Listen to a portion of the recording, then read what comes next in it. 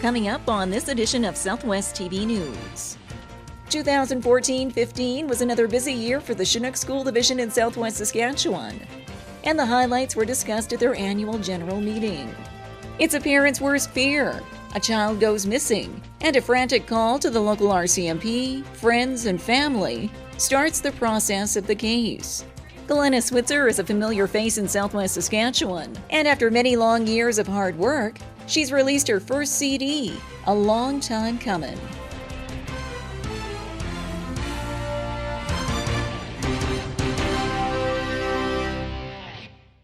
Thanks for joining us here today. Highlights of another busy year for the Chinook School Division were in the spotlight during their AGM. We have more in this report.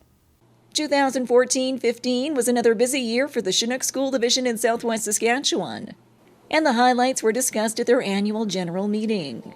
Continued success for students across the region were recorded in the areas of balanced literacy and math momentum, with students meeting or exceeding grade score expectations. Graduation rates for high school students across the Southwest also continue to exceed the provincial numbers. And infrastructure took center stage for the 2014-15 school year, with the grand opening of a coal centennial in Swift Current, a project which the Director of Education is proud of.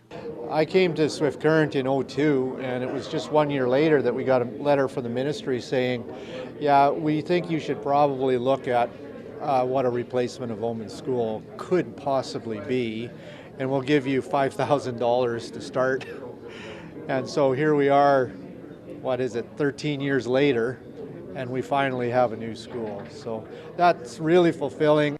From a financial standpoint, the Chinook School Division closed out the 2014-15 year with $97.3 million in total revenue, exceeding the budget by approximately $8.9 million. This is due in part to lower utility rates and other factors. Well, the bulk of the increased revenue was related to the government commitment to fund increased costs for teacher salaries once the collective bargaining agreement was approved. The collective bargaining agreement didn't get approved by the time we had created our budget. We knew it was going to come sometime during the year. Once the bargaining agreement was approved, we were obligated to pay the retroactive pay for a couple of years, and the retroactive pay was then recognized by a grant from government, which had not been budgeted for, and it was about $1.9 million. And as the Chinook School Division looks to the future, its board remains committed to offering the best educational opportunities for all students across the Southwest, as they each strive to reach their full potential. Our history here has been, we really invested heavily in the elementary end so that those students got off on the right foot, and the idea being they'd have a successful career. And now we think it's time to start to look at our high schools. Sometimes high schools can become a little bit more traditional, and now with all of these technologies and all of the independence that kids come with to the school, how can we take advantage of that? How can we maximize their already high level of use of technology in a way that facilitates their learning? The Chinook School Division is the second largest in Saskatchewan, with a student enrollment of approximately 6,000 and employs 1,000 staff across the Southwest.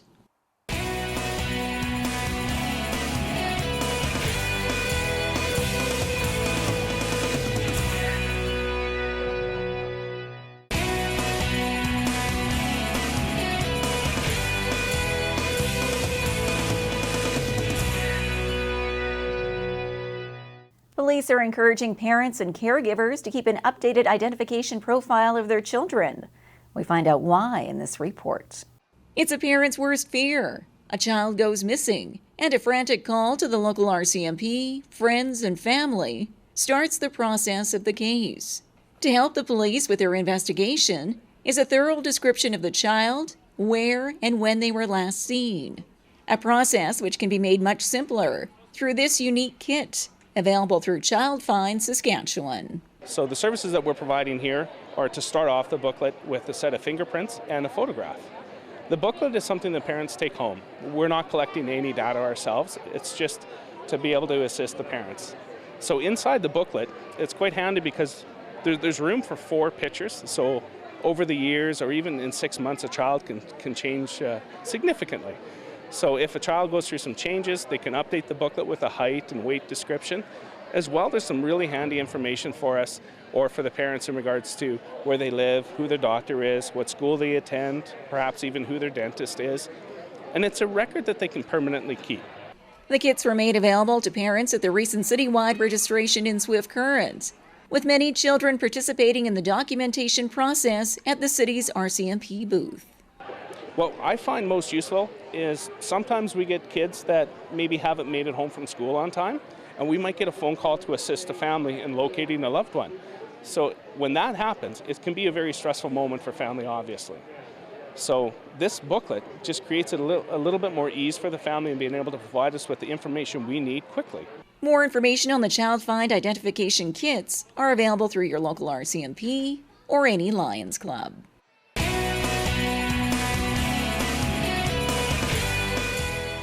I'm really enjoying it here. I always did like Swift Current. This is kiting paradise. Local musician Glenna Switzer recently held a CD release party at the Lyric Theatre. We bring you some of the highlights in this report. Glenna Switzer is a familiar face in Southwest Saskatchewan through her involvement with the Southwest chapter of the Saskatchewan Country Music Association and her work as a musician and voice coach. And after many long years of hard work, she's released her first CD, a long time coming. To mark the occasion, she hosted a CD release party at the Lyric Theatre in Swift Current, bringing together 180 of her close friends, family, and other audience members.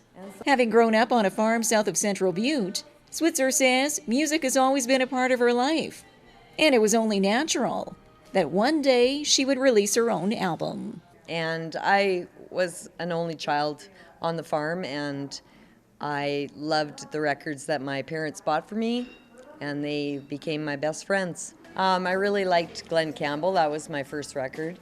The Stampeders, my favorite band to this day. I've also, then in high school, got into rock and roll, Bob Seger, Meatloaf, Steve Miller. Switzer says that the album has been a work in progress for many years, and now that her children are all grown up, the timing was right to focus on completing the project. The 10-song compilation CD, which Switzer wrote and co-wrote, is steeped in traditional country roots, while bringing her together with 29 musicians from across the region.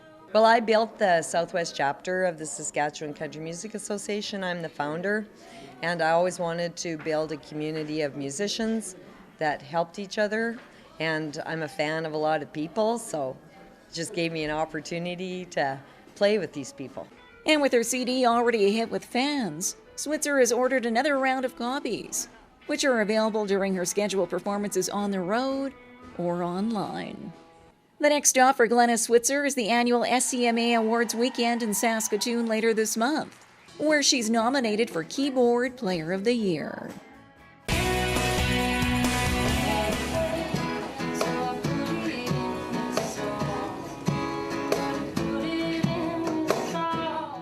Well, this brings to a close another episode of Southwest TV News, reporting the stories that matter to you.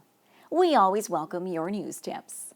You can always reach us here by phone at our studio or by email to contact us at southwesttvnews.com.